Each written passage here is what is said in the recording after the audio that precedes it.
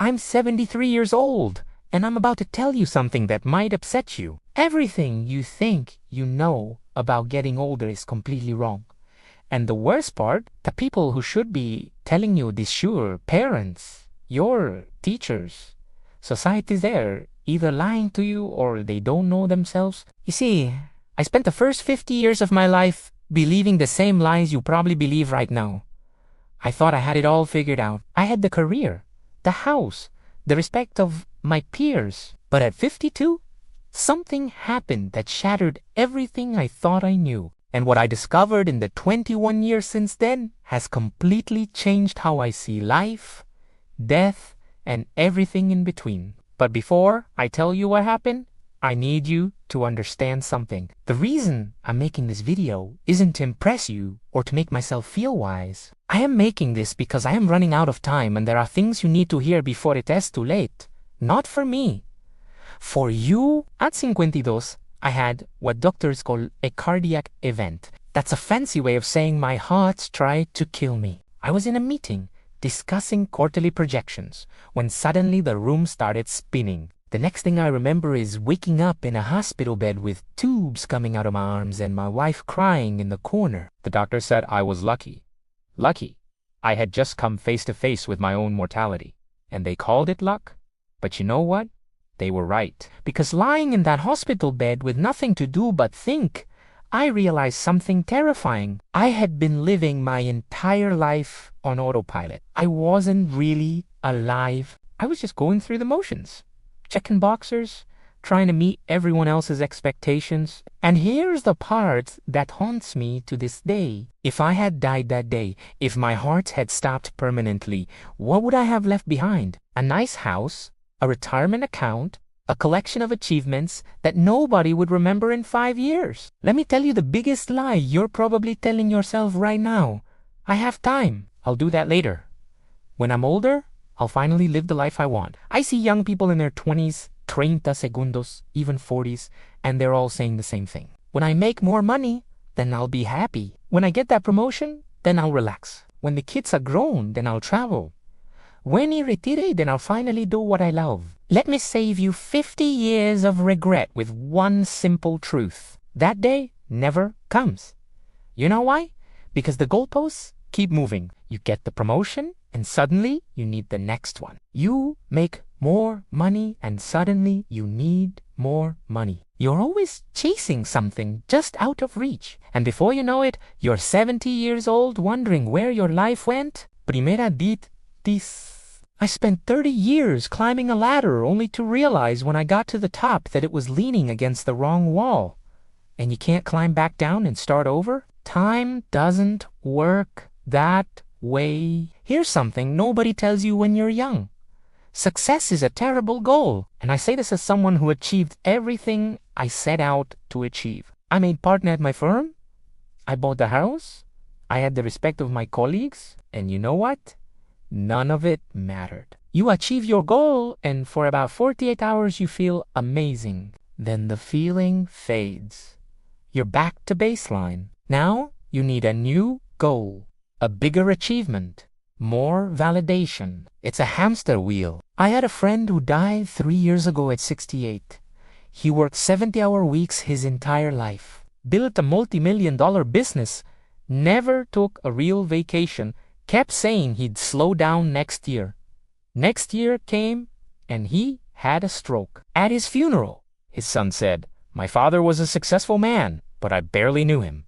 Is that the legacy you want? Your regrets won't be about the things you did wrong. They'll be about the things you didn't do at all. I don't lie awake at night thinking about failed business deals. Those don't matter. You know what keeps me up? The trip to Japan? I never took because I was too busy. The relationship with my brother that I let deteriorate. The book I always wanted to write, but never started. The time I didn't spend with my kids because I was working late. These things eat at you. The missed opportunities, the roads not taken, the love you didn't express, the risks you didn't take because you were afraid, the people you love, your parents, your siblings, your close friends, you think you have unlimited time with them. You don't. And one day that time will run out. My father died when I was 45. We had a complicated relationship, and I was always too busy to really work on it. I kept thinking we'd have time to talk when I was less busy. We never got that chance. Heart attack. Gone within hours. And you know my biggest regret? All the Sundays I didn't call him. All the times I was too tired to drive off for dinner. All the little moments I let slip away. There won't always be more. After my heart attack, I made big changes. I stepped back from work. I started saying no to things that didn't matter. I started saying yes to things I had put off for decades in these last 21 years. I've learned more about life than I did in the previous 52. What matters is embarrassingly simple. Time with people you love. Work that feels meaningful to you. Experiencing things. Not owning things. Creating memories. Being present. I know it sounds simple. When I was your age, I would have rolled my eyes. Sure, but I have bills to pay. And yes, you do. I'm not saying quit your job. I'm saying don't sacrifice what matters for what doesn't. Here's a question I want you to ask yourself. And I want you to answer it honestly. If you died tomorrow, would you be satisfied with the life you've lived so far? Not would people be impressed by your eulogy. Not did you achieve enough. Just would you be satisfied? If the answer is no, then what are you waiting for? What are you doing with your time that's so important you're willing to gamble your one precious life on it? I'm 73 years old. I've been lucky enough to have good health since that heart attack. But every morning when I wake up, I'm aware that I'm on borrowed time. We all are, really. But most young people don't realize this. They think they're invincible. They think they have forever. You don't. I have 3 grandchildren, and when I look at them, I see the same patterns I see in most young people today. They're stressed. They're anxious. They're chasing things that won't make them happy. They're making the same mistakes I made. And I try to tell them, I try to share what I've learned, but you know what? They don't really listen. Not because they're bad kids, but because they can't. They're living in a storm right now. They can't see the patterns yet. They think their situation is unique, that the old rules don't apply to them. That's why I'm making this video. Because maybe, just maybe, if enough people hear this message, someone will actually listen. Someone will make different choices. Someone will avoid the regrets that haunt people like me. Every single day, you're getting closer to death. Nobody likes to think about this, but you don't have unlimited time. Neither do the people you love. Your parents, if they're still alive, they're getting older every day. One day, probably sooner than you think, they won't be here. Your friends, your spouse, your children, none of these relationships last forever. So, what are you going to do? Keep putting off that phone call? Keep postponing that trip? Keep telling yourself you'll make time later? Or are you going to wake up today and start living like your time is limited? Because it is. If I could go back and talk to my 30-year-old self, here's what I would say. Stop trying to impress people who don't matter. Stop sacrificing your health for your career. Stop putting off joy until someday. Stop waiting for permission to live the life you want. Start calling your parents more often. Start taking the trips you dream about.